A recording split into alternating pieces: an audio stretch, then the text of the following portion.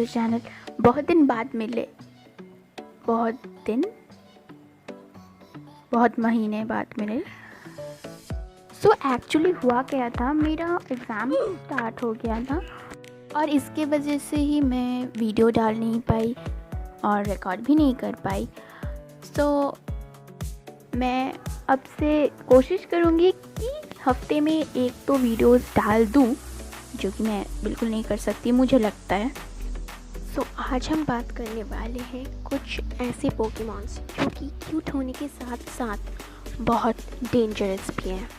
So without wasting any time, video को करते हैं स्टार्ट।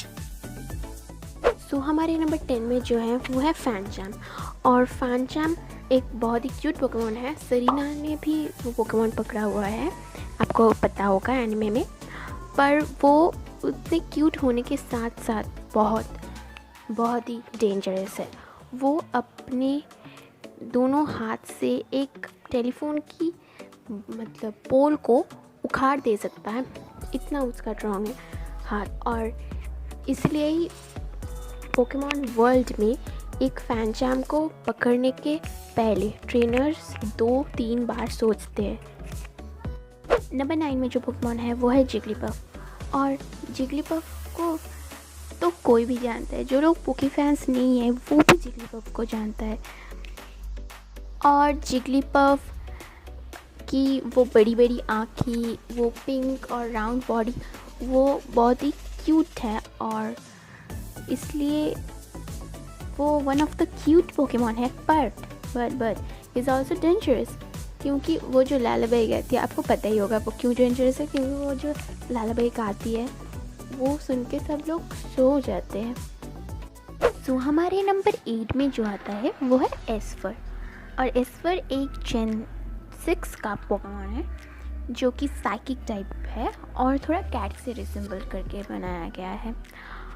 और वो एक सैड ऑरा अपने आर पार लेके घूमता है और उसकी आँख की वजह से, उसकी थोड़ी पर्पलिश और पिंकिश आँख के वजह से और उसकी बॉडी शेप और फर्स के वजह से वो बहुत ही क्यूट लगता है। पर वो बहुत ही खतरनाक पोकेमॉन है अपनी साइकिक टाइप मूव्स के साथ। सो हमारे नंबर 7 में जो पोकेमॉन आता है वो है मैवल। और मैवल सच में बहुत खूबसूरत है और उसका बॉडी किमिनो ड्रेस की तरह लगता है। और वो एक फेरी टाइप भी पोकेमॉन है और उसकी क्यूटनेस बहुत है, लिटरली बहुत है। पर उसकी खूबसूरती या क्यूटनेस में मत जाना, क्योंकि उसका जो मेगा एवोल्यूशन है वो बहुत ही स्ट्रांग है और उसकी जो टीथ है वो बहुत ही खतरनाक है। सो हमारा अगला जो पोकेमॉन है वो है ड्रिपलूम। ड्रिपलूम एक बैलून टाइप पोकेमॉन है और उसका बॉडी राउंड है और बच्चे उनसे खेलना बहुत पसंद करते हैं। और इसी चीज़ का फ़ायदा उठा के वो उन बच्चे को उनके पीछे एक बहुत ही डरावनी जगह मैं नहीं बोलूँगी, पर एक बहुत ही गंभीर what do you mean by गंभीर, ओके बहुत ही सुनसान जगह पे ले जाता है। और तब क्या करता है तुम ही जाके देखो। तो हमारे अगले नंबर पे जो आता है पोकेमॉन, उसका नाम है सपेट। और सपेट को अगर हम पहली बार देखें तो वो एक क्लॉथ लगेगा और उनके बड़ी आँखें, you can see them right, okay I don't want to scare you. तो उनके बड़े आँखें और उनके जो पिंक टम क्या है, टंग है, उसके करने से तो फिर बोलो ना कि लिख टैग करके, पर नहीं। लॉल। ओके मजाक बहुत हो रहा है आज वीडियो में। Okay I can understand. So उनके वो पिंक टंग के क्यूटनेस से तुम फंस जाओगे पहली बार। और ये पोकेमॉन ख़तरनाक कैसे है? सो इसका ख़तरनाक ये है कि ये नेगेटिव इमोशंस को अपनी कलेक्ट करता है। अब कोई सोचेगा अच्छा है मैं भी एक पालूंगी कि अगर मेरी सब नेगेटिव इमोशंस को ले ले तो मैं हर दिन खुश रहूँगी, हर जन्म खुश रहूँगी। तो ना, जब ये इवॉल्व होता है तब ये one of the scariest looking Pokemon में इवॉल्व होता है। तुम्हें पता है? पता है ना? हाँ, पता ही होगा पोकेमॉन फैंस जो हो। अगर नहीं पता तो भाड़ में जाओ। ओके, इस बात में अनसब्सक्राइब मत कर देना। सो हमारे नंबर 4 में जो आता है वो है फैंटम। सो फैंटम एक बहुत ही क्यूट पोकेमॉन है जो कि एक ट्री से बनाया गया है। और वो असल में जो डेथ्स हो जाते हैं जो बच्चे के फॉरेस्ट में, उनका सोल है।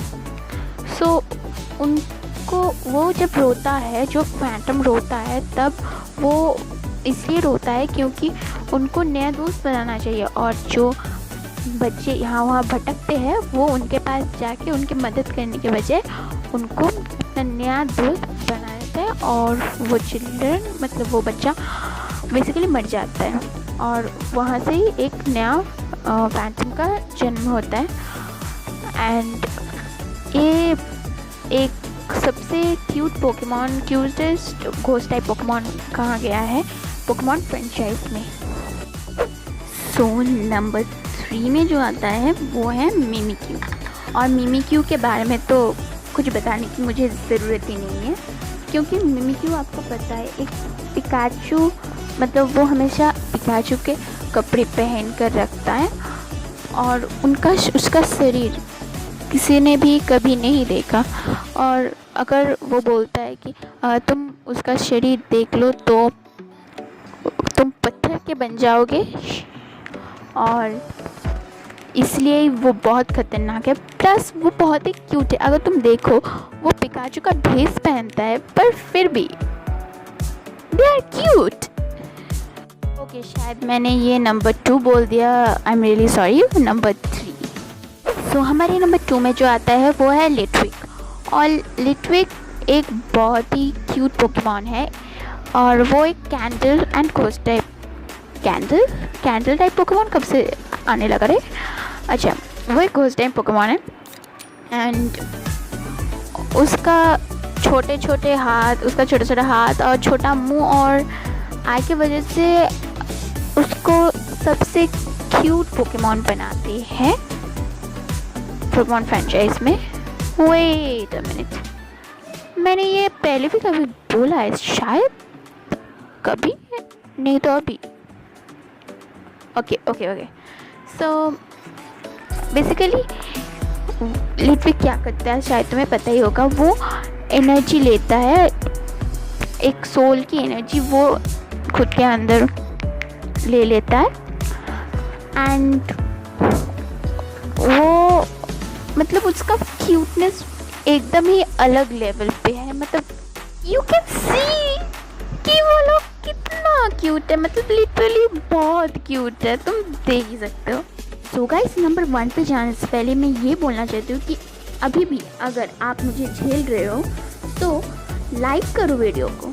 और ऐसे ही नए नए वीडियोस के लिए आप सब्सक्राइब करो मेरे चैनल को। और सबसे पहले नोटिफिकेशन अगर आप तक पहुँचे तो इस वजह से आप बेल आइकन को ऑल पे सेट कर देना। सो चलते हैं हम नंबर 1 की तरह।